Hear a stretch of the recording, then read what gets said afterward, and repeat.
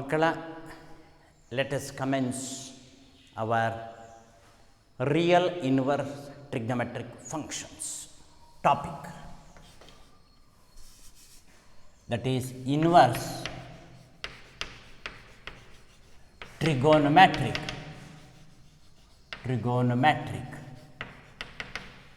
functions.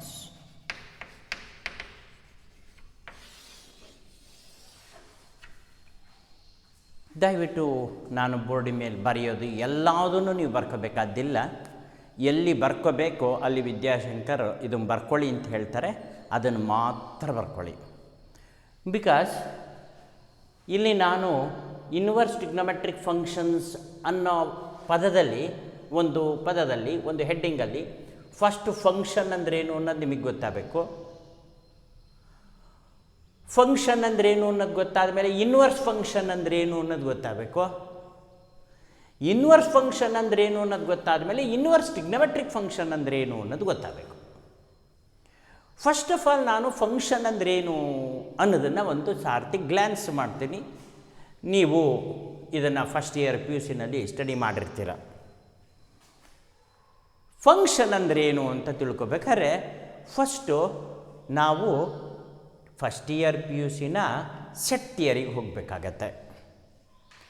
ಆ set ಥಿಯರಿನಲ್ಲಿ set ಅಂದ್ರೇನು, ಎರಡು ಸೆಟ್ಟನ್ನ ಮಲ್ಟಿಪ್ಲೈ ಮಾಡೋದು ಅಂದರೆ ಪ್ರಾಡಕ್ಟ್ ಮಾಡೋದು ಅಂತ ಕರೀತಾರೆ. ಅದಕ್ಕೆ ಕಾರ್ಟೀಷಿಯನ್ ಪ್ರಾಡಕ್ಟ್ ಅಂತ ಕರೀತಾರೆ ಮಕ್ಕಳ. ಆ ಕಾರ್ಟೀಷಿಯನ್ ಪ್ರಾಡಕ್ಟ್ ಮಾಡೋದು ಹೇಗೆ? ಕಾರ್ಟೀಷಿಯನ್ ಪ್ರಾಡಕ್ಟ್ ಮಾಡಿದಾದ ಮೇಲೆ ಆ ಕಾರ್ಟೀಷಿಯನ್ ಪ್ರಾಡಕ್ಟ್ನಿಂದ ರಿಲೇಷನ್ ತಗೊಳ್ಳೋದು ಹೆಂಗೆ ಅಂದರೆ subset of a Cartesian product, ಅದನ್ನು ಫಂಕ್ಷನ್ ಅಂತ ಕರೆಯೋದು ಹೆಂಗೆ?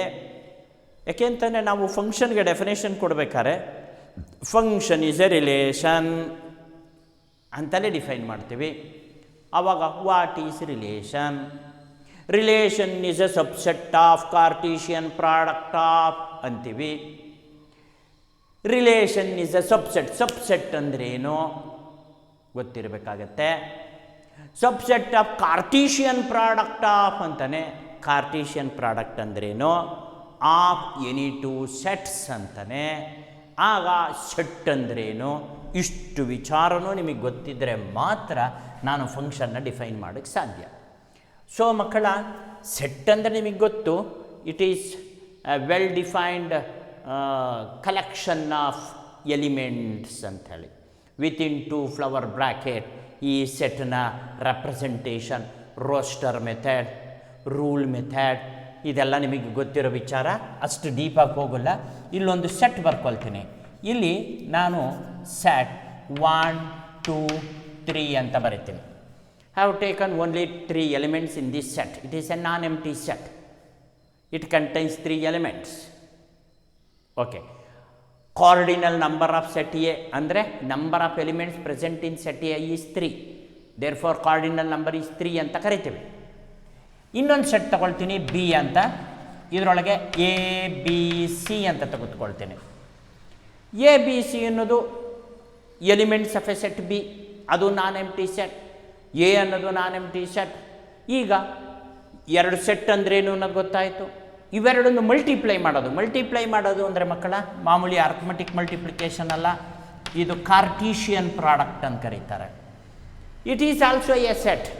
ಆದರೆ ಈ ಸೆಟ್ ಒಳಗೆ ಎಲಿಮೆಂಟ್ಸ್ ಹೆಂಗಿರುತ್ತೆ ಅಂದರೆ ಆರ್ಡರ್ಡ್ ಪೇರಲ್ಲಿರುತ್ತೆ. ಇದರಲ್ಲಿ ಜೋಡಿ ಆಗ್ತಾ ಹೋಗುತ್ತೆ. ಆರ್ಡರ್ ಪೇರ್ ಅಂತಂದರೆ ಜೋಡಿ ಆಗೋದು ಅಂತ ಹೇಳಿ. ಹೇಗೆ ಜೋಡಿ ಮಾಡ್ತೀವಿ ಅಂತಂದರೆ ಸ್ಮಾಲ್ ಬ್ರಾಕೆಟ್ ಒಳಗೆ 1A 1B 1C. ಓಹೋ, 1A 1B 1C. ಅದೇ ಥರನೇ 2A 2B 2C 2A 2B 2C. ಅಷ್ಟೇ ಅಲ್ಲ, 3A 3B 3C 3A 3B 3C. ಇದನ್ನು ನಾವೇನಂತ ಕರಿತೀವಿ? ಕಾರ್ಟೀಷಿಯನ್ ಪ್ರಾಡಕ್ಟ್ ಅಂತ ಕರಿತೀವಿ. ಅಂದರೆ ಎರಡು ಸೆಟ್ಟನ್ನ ಕಾರ್ಟೀಷಿಯನ್ ಪ್ರಾಡಕ್ಟ್ ಮಾಡೋದು ಅಂತಂದರೆ ಈ ರೀತಿ ಮಾಡೋದು ಅಂತ ಹೇಳಿ ಫಸ್ಟ್ ಇಯರ್ PUCನಲ್ಲಿ ತೋರಿಸ್ಕೊಟ್ಟಿರ್ತಾರೆ. ಹೌದು, ಕಾರ್ಟೀಷಿಯನ್ ಪ್ರಾಡಕ್ಟ್ ಒಳಗೆ ಕೆಲವು ಎಲಿಮೆಂಟ್ಸ್ಗಳನ್ನು ಆಯ್ಕೊಂಡು ಇನ್ನೊಂದು ಸೆಟ್ ಬರೆದ್ರೆ ಅದನ್ನು subset of a Cartesian product ಅಂತ ಕರೀತಾರೆ. ಸೆಟ್ ಆಯಿತು, ಕಾರ್ಟೀಷಿಯನ್ ಪ್ರಾಡಕ್ಟ್ ಆಯಿತು, ಇದರೊಳಗೆ ಕೆಲವು ಎಲಿಮೆಂಟ್ಸ್ಗಳನ್ನ ಎಲ್ಲದನ್ನೂ ಆಯ್ಕೊಳ್ಳೋದಲ್ಲ, ಕೆಲವು ಮಾತ್ರ ಆಯ್ಕೊಳ್ತೀವಿ. ಯಾವುದನ್ನ ಅಂತಂದರೆ ನಾನು ಬುದ್ಧಿವಂತಿಕೆಯಿಂದ ಆಯ್ಕೊಳ್ತೀನಿ.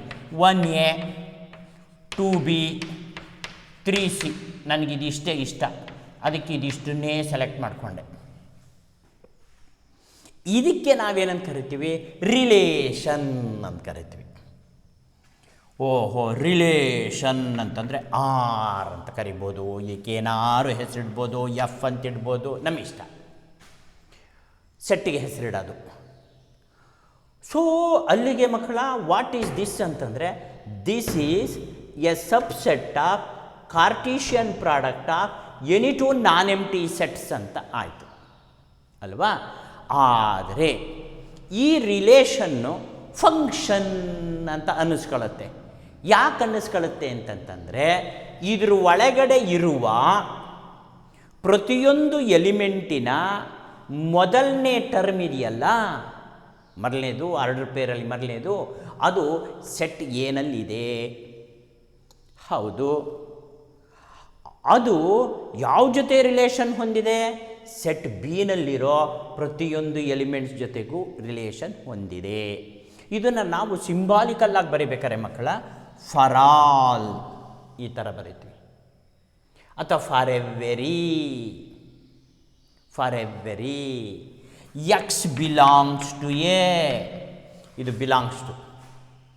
For every x belongs to A there exists, symbol ಇದು ದೇರ್ ಎಕ್ಸಿಸ್ ಅನ್ನೋದಕ್ಕೆ symbol, mathematical symbol. There exists y belongs to B, y belongs to B. ನೋಡಿ, for every x belongs to A there exists ಅಂತ ಬರೆದು ಇಲ್ಲಿ unique element ಅಂತ ಬರೀತೀನಿ. Unique element y belongs to B such that x comma y belongs to F. ಅಂದರೆ ಇದರ ಅರ್ಥ, ಏನಲ್ಲಿರುವಂತಹ ಪ್ರತಿಯೊಂದು ಎಲಿಮೆಂಟೂ ಕೂಡ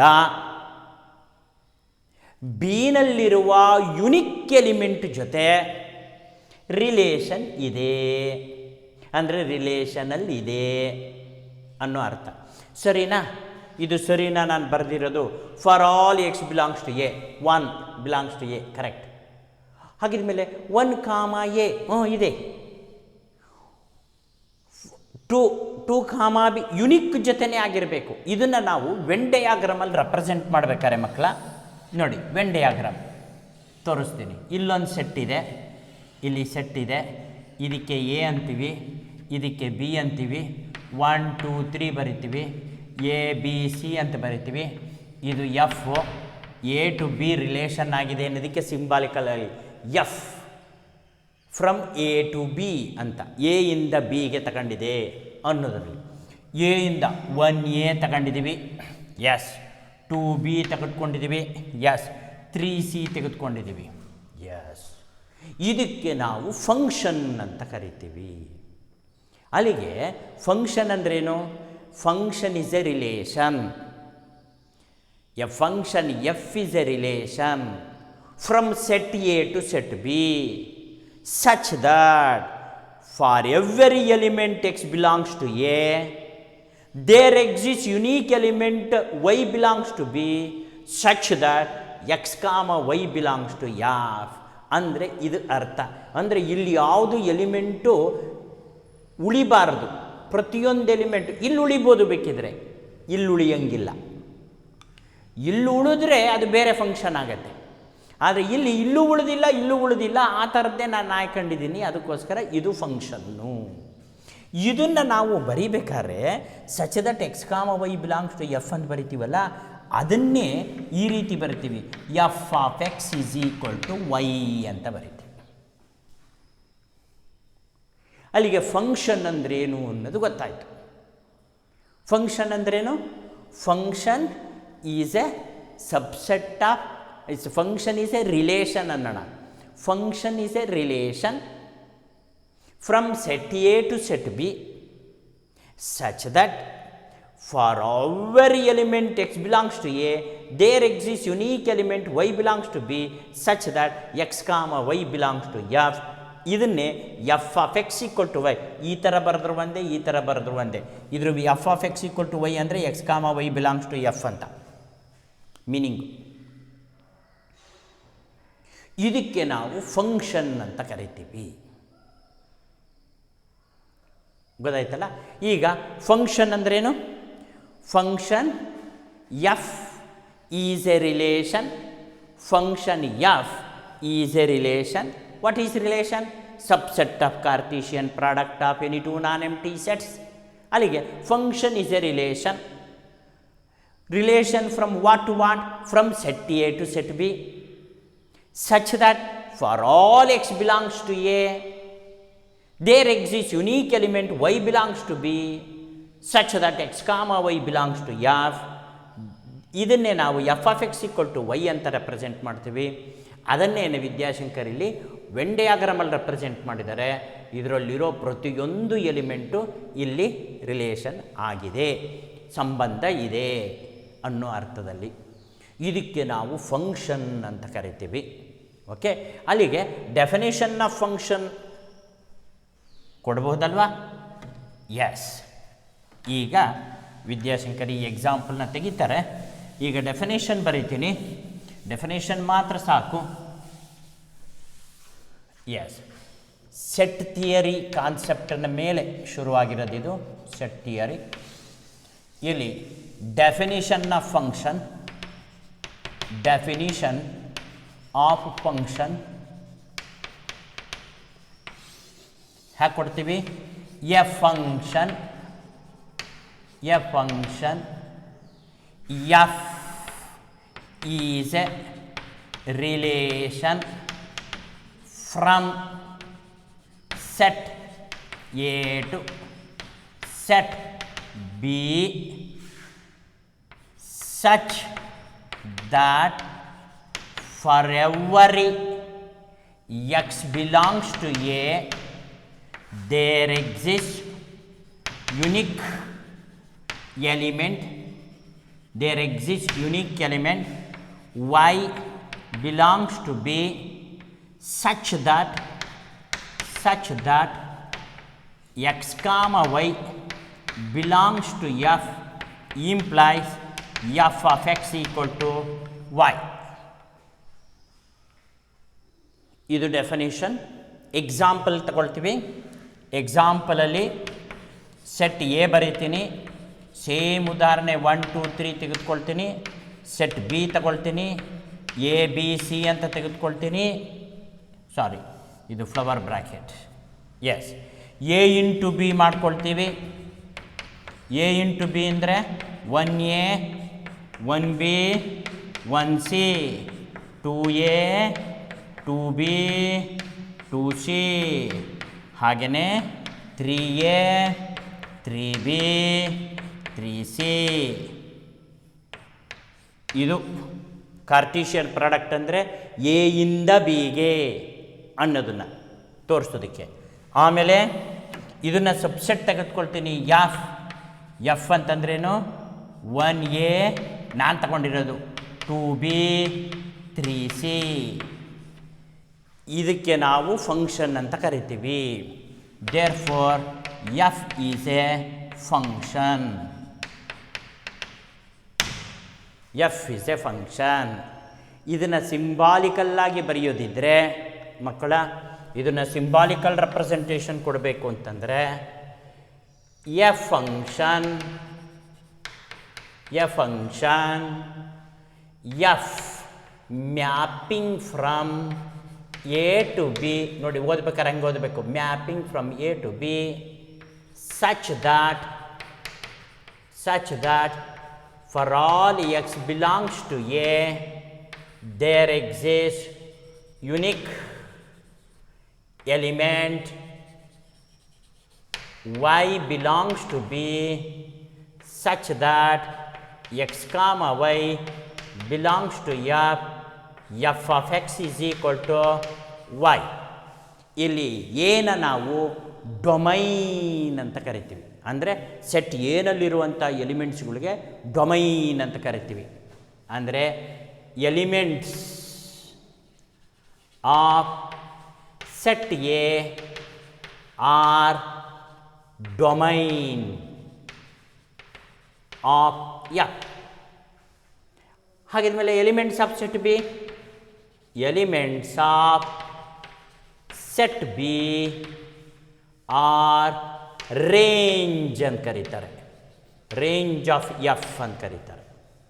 ಇದೆಲ್ಲ ಫಸ್ಟ್ ಪಿ ಯು ಸಿಲಿ ಕಲ್ತಿರಬೇಕು. F mapping from A to B. ಇಲ್ಲಿ ಸೆಟ್ ಹೀಗೆ Venn diagrammatic representation 1 2 3 A B C. 1 ಇಂದ ಎ, 2 ಇಂದ ಬಿ, 3 ಇಂದ ಸಿ. That's all. ಬರ್ಕೊಳ್ಳಿ.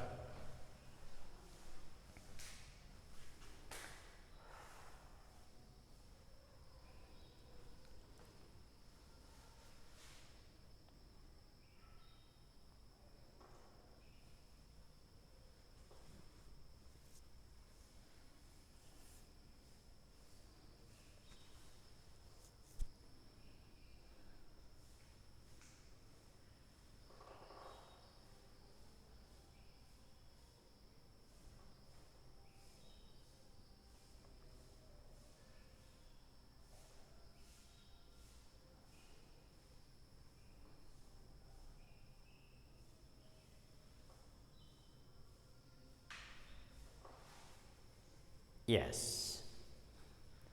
ಈಗ ನಿಮಗೆ ಫಂಕ್ಷನ್ ಅಂದರೆ ಏನು ಅನ್ನೋದು ಗೊತ್ತಾಯಿತು.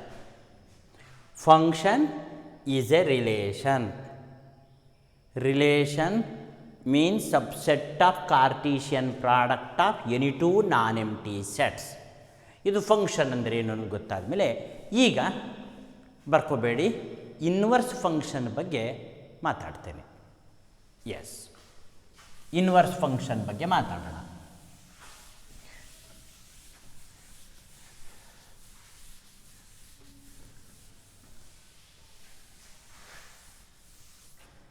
Inverse function.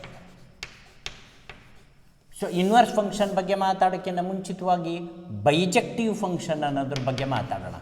Bijective function. Okay, this is better. Bijective function ಅನ್ನೋದ್ರ ಫಸ್ಟ್ ತಿಳ್ಕೊಳ್ಳೋಣ. ಆ ಬೈಜೆಕ್ಟಿವ್ ಫಂಕ್ಷನ್ ಆದಮೇಲೆ ಅದಕ್ಕೆ ಇನ್ವರ್ಸ್ ಎಕ್ಸಿಸ್ಟ್ ಆಗುತ್ತೆ ಅನ್ನೋದು ಬರೆಯೋದು. ಸೊ ಮಕ್ಕಳ, ವಿದ್ಯಾಶಂಕರ್ ಏನು ಉದಾಹರಣೆ ತೊಗೊಂಡಿದ್ರಲ್ಲ, ಎ ಬಿ ಸಿ ಅಂತ ಹೇಳಿ, ಬಿಗೆ 1 2 3 ಅಂತ ತೆಗೆದುಕೊಂಡಿದ್ರಲ್ಲ, ಹೇಗೆ ಬೇಕಾದ್ರೂ ತೊಗೋಬೋದು. ಎಗೆ 1 2 3 ಅಂತ ತಗೊಳ್ಳಿ, ಬಿಗೆ ಎ ಬಿ ಸಿ ಅಂತ ತೆಗೆದುಕೊಳ್ಳಿ. ಕಾರ್ಟೀಷಿಯನ್ ಪ್ರಾಡಕ್ಟ್ ಹಾಕಿ.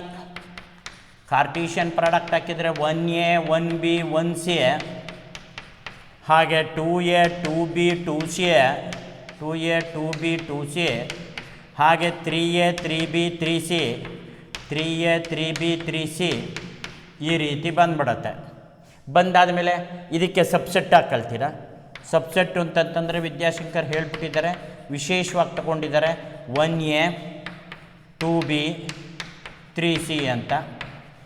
ಇದು ಸಬ್ಸೆಟ್ ಆಯಿತು. ಇದರೊಳಗಿರೋ ಕೆಲವು ಎಲಿಮೆಂಟ್ಸ್ನ ಹಾಕೊಂಡು ಬರೆದ್ರೇ ಸಬ್ಸೆಟ್ ಅಂತ ಕರೆಯೋದು. ಅಲ್ಲಿಗೆ ಇದು ಫಂಕ್ಷನ್ನೂ ಆಗಿದೆ sir.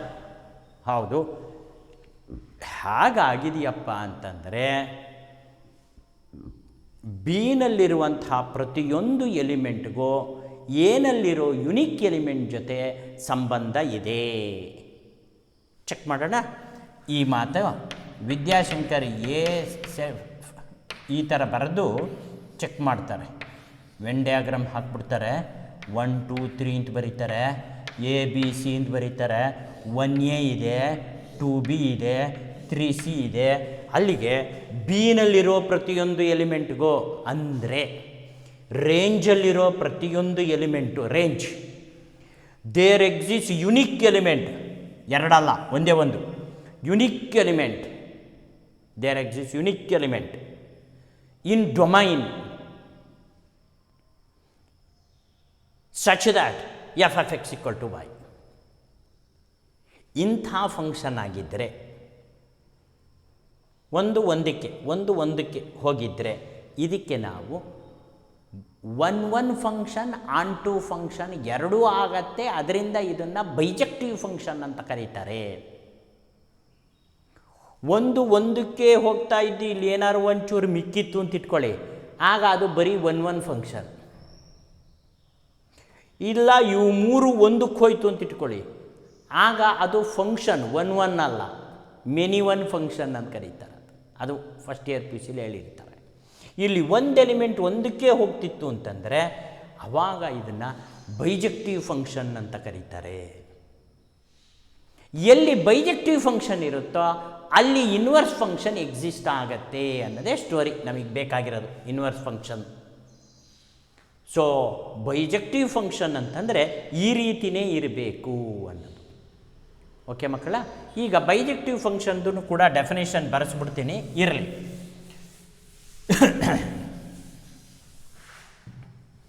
A function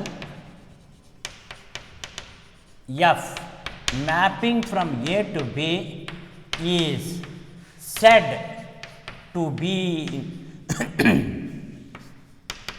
bijective function if and only if f is both 1 and onto function. That is for every element in range of B, range of F ಅಂತ ಹೇಳೋಣ. ರೇಂಜ್ ಆಫ್ ಎಫ್ ಅಲ್ಲಿರೋ range. For every element in range of F there exist unique element in domain of F such that x, y belongs to f ಅಂತ ಹೇಳ್ಬೋದು. Range is y, domain is x, such that ಅಂತ ಹೇಳಿಬಿಟ್ಟು ಬೇಕಿದ್ರೆ F of X equal to Y ಅಂತ ಬರೀಬೋದು. ಅವಾಗಲೇ ಅದನ್ನು bijective function ಅಂತ ಕರಿತೀವಿ ಅಂತ ಹೇಳಿ. ಅಲ್ಲಿಗೆ both one and onto ಆಗಿದ್ದರೆ bijective function. F mapping from A to B is set to B bijective if for all y belongs to, if for all ಅಂದರೆ ಫಾರ್ ಎವ್ರಿ, ಅಥವಾ bijective ಅನ್ನು ಬೇಕಾದ್ರೆ ಡೈರೆಕ್ಟಾಗಿ ಇದು ಬರೆದ್ಬಿಡ್ಬೋದು. ಈ set to B bijective if f is both one and onto, one and onto. ಅದಕ್ಕೆ ಉದಾಹರಣೆ ಕೊಟ್ಟಾಗ ತಿಳ್ಕೊಳ್ಳೋರಂತೆ. ಈಗ ವಿದ್ಯಾಶಂಕರ್ ಎಕ್ಸಾಂಪಲ್ ಕೊಡ್ತಾರೆ. ಇಲ್ಲಿ ಸೇಮ್ ಸೆಟ್ ಎ ತೆಗೆದುಕೊಳ್ತಾರೆ, 1 2 3. ಸೇಮ್ ಸೆಟ್ ಬಿ ತೆಗೆದುಕೊಳ್ತಾರೆ, ಎ ಬಿ ಸಿ. ಇದಕ್ಕೆ ನಾನು ಡೈರೆಕ್ಟ್ ಫಂಕ್ಷನ್ ಬರೀತೀನಿ. ಕಾರ್ಟೀಷಿಯನ್ ಪ್ರಾಡಕ್ಟ್ ಏನು ಬರೆಯೋಕ್ಕೆ ಹೋಗಲ್ಲ. ಕಾರ್ಟೀಷಿಯನ್ ಪ್ರಾಡಕ್ಟ್ ಏನಕ್ಕೆ ಬರೆಯೋದು ಅಂತಂದರೆ ಸಬ್ಸೆಟ್ ಅಂದರೆ ಏನು ಅನ್ನೋದು ತೋರಿಸೋಕ್ಕೆ. 1A 1B 1C, ಆಮೇಲೆ 2A 2B 2C, 3A 3B 3C, 3A 3B 3C. ಇದಕ್ಕೆ ಸಬ್ಸೆಟ್ ಬರೆಯೋದು 1A 2B 3C. ಇದು ಬೈಜೆಕ್ಟಿವ್ ಫಂಕ್ಷನ್ ಅಂತ ಹೇಳೋದು. ಆಗ F mapping from A to B ಹೇಗಿರುತ್ತೆ ಅಂತಂದರೆ, ಎನಲ್ಲಿರುವಂತಹ ಪ್ರತಿಯೊಂದು ಎಲಿಮೆಂಟು ಬಿನಲ್ಲಿರೋ ಎಲಿಮೆಂಟ್ ಜೊತೆ ರಿಲೇಷನ್ ಇರುತ್ತೆ, ಆರ್ಡರ್ ಪೇರ್ ಇರುತ್ತೆ. ಈ ರೀತಿ ನಾವು ಇದನ್ನು ಬರೆದಾಗ ಇದನ್ನು ಬೈಜೆಕ್ಟಿವ್ ಫಂಕ್ಷನ್ ಅಂತ ಕರೀತಾರೆ. ಯಾಕೆಂದರೆ ಇಲ್ಲಿ ಯಾವ ಎಲಿಮೆಂಟು ಮಿಕ್ಕಿಲ್ಲ, ಅದರಿಂದ 1 1. ಇದರಲ್ಲಿರೋ ಒಂದೊಂದಕ್ಕೆ ಹೋಗಿದೆ, ಅದರಿಂದ ಆಂಟು. ಅದರಿಂದ ಇದನ್ನು 1 1 ಆ್ಯಂಡ್ ಆಂಟು ಅಂತ ಕರೀತಾರೆ. ಮಕ್ಕಳ ಇಷ್ಟು ತಿಳ್ಕೊಳ್ಳಿ, ಈ ಸೆಟ್ ಒಳಗೆ ಯಾವುದು ಮಿಕ್ಕಿರಬಾರ್ದು ಇಲ್ಲಿ, ಆವಾಗ ಅದನ್ನು 1 1 ಅಂತ ಕರೀತಾರೆ. ಇನ್ನು ಆಂಟು ಅಂತಂತಂದರೆ ಸೊ ಒಂದಕ್ಕೆ ಹೋಗಿದರೆ ಆಂಟು ಅಂತ ಕರೀತಾರೆ. ಇದು 1 1 ಆಗಿದೆ, ಆಂಟುನೂ ಆಗಿರೋದ್ರಿಂದ ಇದು ಬೈಜೆಕ್ಟಿವೇ. ಯಾಕೆಂದರೆ ನಾನು ಇನ್ವರ್ಸ್ ಫಂಕ್ಷನ್ ಡಿಫೈನ್ ಮಾಡಬೇಕು, ಅದಕ್ಕೆ ಉದಾಹರಣೆ ಇದನ್ನೇ ತೆಗೆದುಕೊಂಡೆ. For every bijective function inverse function exist. Inverse ಅಂದರೆ ಎ ಟು ಬಿ ಅಂದರೆ ಬಿ ಟು ಎ, ವಾಪಸ್ ರಿವರ್ಸು ಹೋಗಬಹುದು ಅಂತ. ಈಗ ದಿ ಬೈಜೆಕ್ಟಿವ್ ಫಂಕ್ಷನ್ ಡೆಫಿನೇಷನ್ ಬರ್ಕೊಳ್ಳಿ.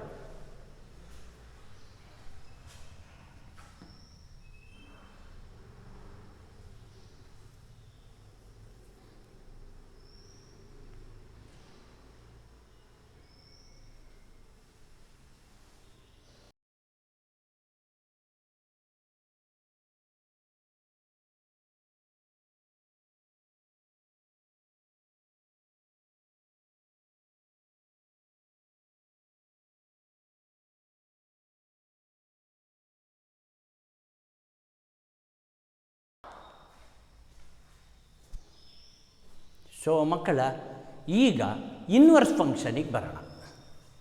ಅದಾದಮೇಲೆ inverse trigonometric function. Inverse function ಯಾವುದೇ ಒಂದು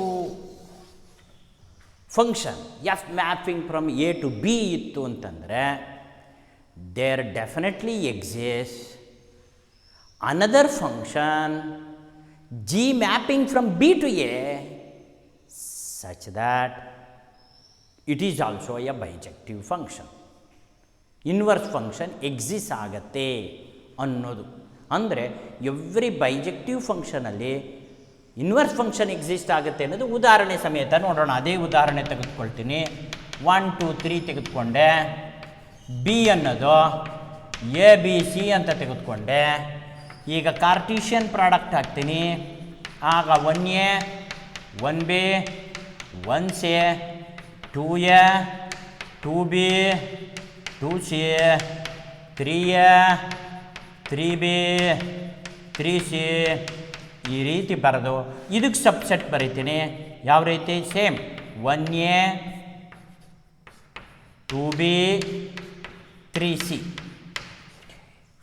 ಇದು ಎಕ್ಸಿಸ್ಟ್ ಆಗಿದೆ ಇದರೊಳಗೆ ಅಂದಮೇಲೆ ವಿದ್ಯಾಶಂಕರ್ ಇನ್ನೊಂದು ಫಂಕ್ಷನ್ ಬರೀತಾರೆ.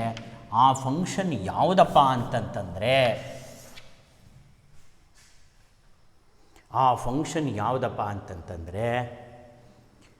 ಇದ್ರ ಉಲ್ಟ. ಅಂದರೆ ಇದನ್ನು ನಾವು ಬರಿಬೇಕಾದ್ರೆ function F mapping from A to B ಅಂತೀವಲ್ಲ, ಇಲ್ಲಿ g mapping from B to A ಅಂತೀವಿ. ಇಲ್ಲಿ f mapping from A to B ಇದಲ್ವಾ. ಇಲ್ಲಿ g mapping from B to A. ಇಲ್ಲಿ ಜಿನಲ್ಲಿ ಏನಿರುತ್ತೆ ಎಲಿಮೆಂಟ್ಸು ಅಂತಂದರೆ ಎ ಕಾಮ 1 ಬಿ ಕಾಮ 2 ಸಿ ಕಾಮ 3.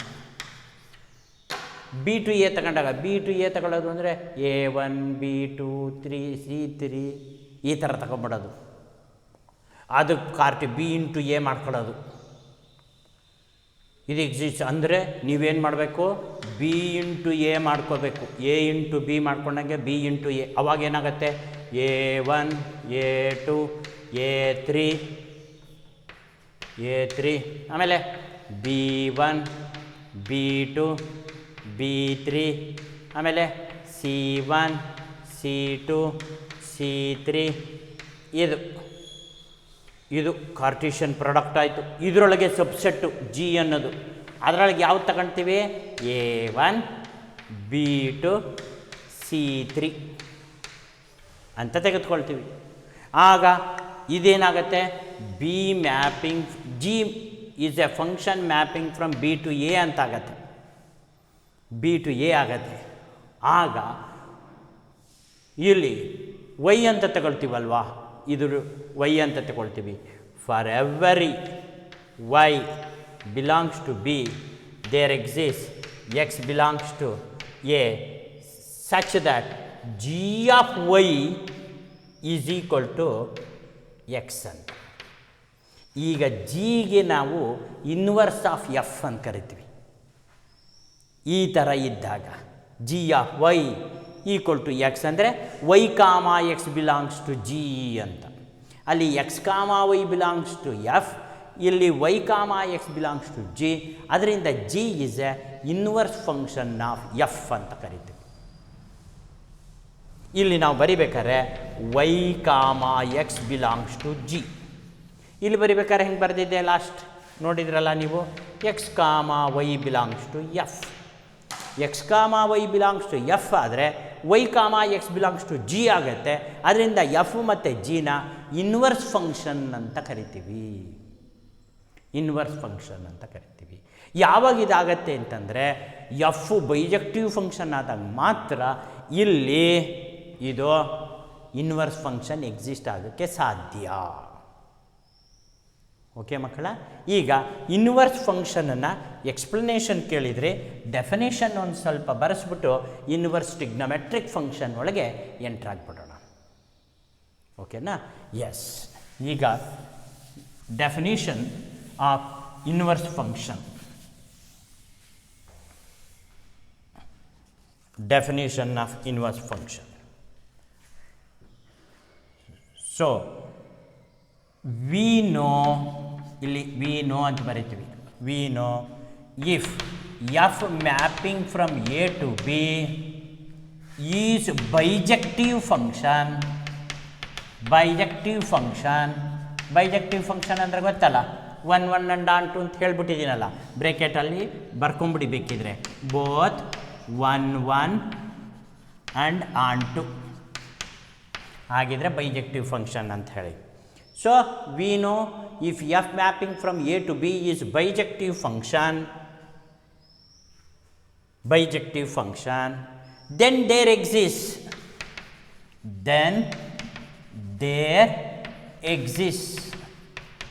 unique function.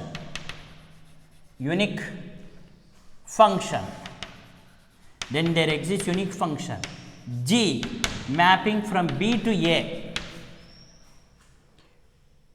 G mapping from B to A such that G of y equal to x. That is, ಇದನ್ನು ನಾವು ಬರೆಯೋ ರೀತಿ y comma x belongs to G, x comma y belongs to F, y comma belongs to G ಆಗಿದ್ದಾಗ wear ಅಲ್ಲಿ ಬರ್ಕೊಂಬಿಡಿ x belongs to A and y belongs to B ಅಂತ ಹೇಳಿ ಬರ್ಕೊಂಬಿಡಿ. ಆಗಿದ್ದರೆ ಆಗ ಇದನ್ನು ನಾವು G is called inverse of F ಅಂತ ಕರಿತೀವಿ. So there exists a function G mapping from B to A such that G of y is equal to x, that is y comma x belongs to G, where x belongs to A and y belongs to B. Therefore G is called inverse function of F. G is called inverse function of F ಅಂತ ಕರಿತೀವಿ. ಅದರಿಂದ G is called ಅನ್ನೋದಕ್ಕೆ is equal to inverse of F ಅಂತ ಬರಿಬೇಕಾದ್ರೆ ಈ ಥರ symbol ಬರಿತೀವಿ. ಅಲ್ಲಿಗೆ G is F inverse ಅಂತ ಹೇಳಿ, ಇನ್ವರ್ಸ್ ಆಫ್ ಎಫ್ ಅಂತ. ಸೊ ಇಲ್ಲಿ ಟೋಟಲ್ ಆಗಿ ನಾವೇನು ಬರಿತೀವಪ್ಪ ಅಂತಂದರೆ F mapping from A to B, if F mapping from A to B is bijective, then F inverse mapping from B to A is also bijective, bijective and exists ಅಂತ, exist ಆಗತ್ತೆ, ಅಲ್ಲಿರುತ್ತೆ ಅನ್ನೋದು. ಇದಕ್ಕೆ ನಾವು ಇನ್ವರ್ಸ್ ಫಂಕ್ಷನ್ ಅಂತ ಕರಿತೀವಿ.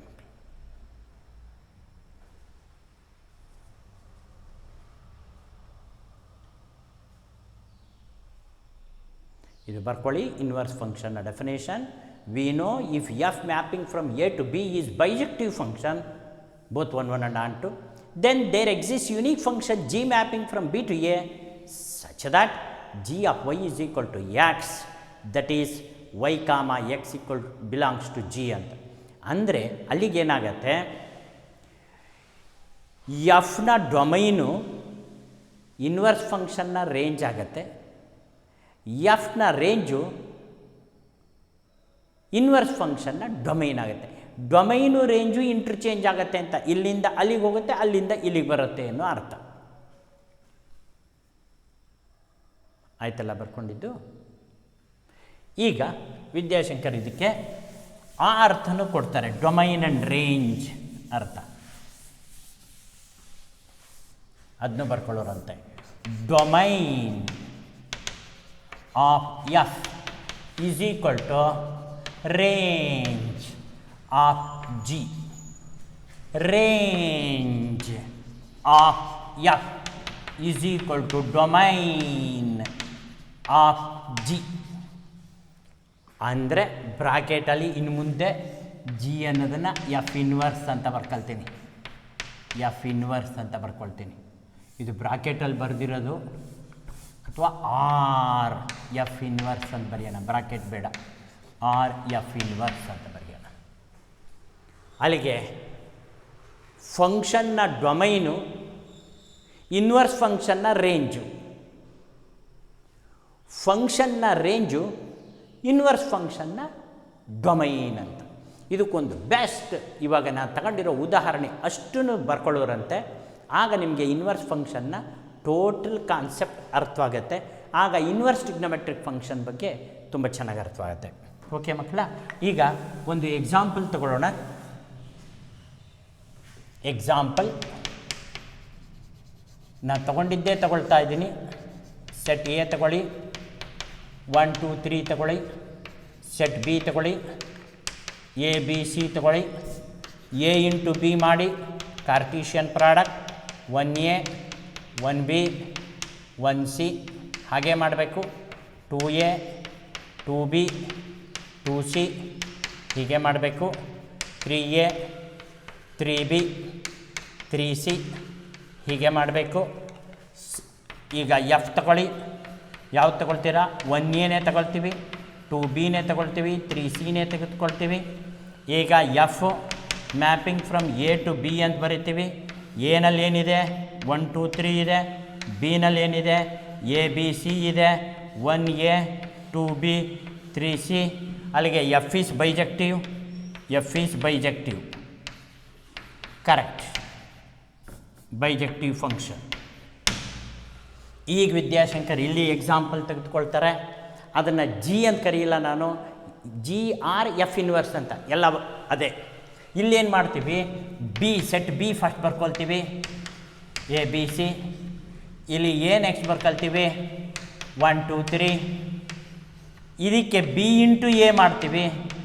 B into A ಅಂತಂದರೆ A1 A2 A3 B1 B2 B3 C1 C2 C3 ಹೀಗೆ ತೆಗೆದುಕೊಳ್ತೀವಿ. ಇದಕ್ಕೆ ಜಿ ಅಂತ ಕರಿತೀವಿ, ಅಥವಾ ಆರ್ ಎಫ್ ಇನ್ವರ್ಸ್ ಅಂತ ಬರ ಜಿ ಅಂತ ತೆಗೆದುಕೊಳ್ಳೋಣ. ಸಬ್ಸೆಟ್ ಕಾರ್ಟೀಷಿಯನ್ ಪ್ರಾಡಕ್ಟ್ ಯಾವುದು? A1 B2 C3 ಹೀಗೆ ತೆಗೆದುಕೊಳ್ತೀವಿ. ಆಗ ಜಿ ಮ್ಯಾಪಿಂಗ್ ಫ್ರಮ್ ಏನಾಗಿರುತ್ತೆ? ಬಿ ಟು ಎ ಆಗಿರುತ್ತೆ. ಆಗ ಬಿ ಏನಿದೆ? A B C. ಇದೇನಿದೆ? 1 2 3. A1ಗೆ ಹೋಗಿದೆ, B2ಗೆ ಹೋಗಿದೆ, C3ಗೆ ಹೋಗಿದೆ. ಈಗ g is bijective, bijective and g is called ಏನಂತ ಕರಿತೀವಿ? Inverse of f. Inverse of f ಬರಿಬೇಕಾದ್ರೆ f inverse, inverse of f. ಇದ್ರ ಕೆಳಗಡೆ denoted by, denoted by f inverse ಅಂತ ಬರೀತೀವಿ. ಇಲ್ಲಿ ನೋಡಿ, ಇದು ಡೊಮೈನ್, ಇದು ರೇಂಜ್, ಇದ್ರದ್ದು ಡೊಮೈನ್, ಅದ್ರದ್ದು ರೇಂಜ್, ಇದ್ರದ್ದು ರೇಂಜ್, ಅದ್ರದ್ದು ಡೊಮೈನ್. ಇವ್ರು ತಾನೆ ಫಸ್ಟ್ ಇರೋರು ಡೊಮೈನ್, ಇವರು ಡೊಮೈನ್ ಆಫ್ ಎಫ್, ಇವರು range of f, range of f. ಇಲ್ಲಿ ಡೊಮೈನ್ ಆಫ್ ಜಿ, ಇದು ಡೊಮೈನ್ ಆಫ್ ಜಿ, ಇದು ರೇಂಜ್ ಆಫ್ ಜಿ. ಇಲ್ಲಿ ನಾವು ಇಲ್ಲಿ ಬರಿಬೇಕಾದ್ರೆ ಏನು ಬರಿತೀವಿ? F of X is equal to Y ಅಂತ ಬರಿತೀವಿ. ಇಲ್ಲಿ ಬರಿಬೇಕಾದ್ರೆ ಏನು ಬರಿತೀವಿ? F of y equal to X ಅಂತ ಬರಿತೀವಿ.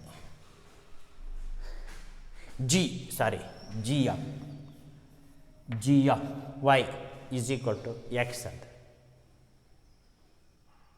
ಆ ಜಿನೇ ಎಫ್ ಇನ್ವರ್ಸ್ ಅಂತ ಬರಿತೀವಲ್ವ, ಅದಕ್ಕೋಸ್ಕರ ಮೇಷ್ಟ್ರು ಇಲ್ಲಿ ಏನು ಬರೀತಾರೆ? F inverse of Y is equal to X ಅಂತ ಬರೀತಾರೆ. F of X equal to y ಅಂದಾಗ f inverse of y equal to X ಅಂತ. ಕಡೆಗೆ ಇಲ್ಲಿ ಕನ್ಕ್ಲೂಷನ್ ಕೊಡ್ತಾರೆ ಮೇಷ್ಟ್ರು. F of X equal to y implies x equal to f inverse of Y.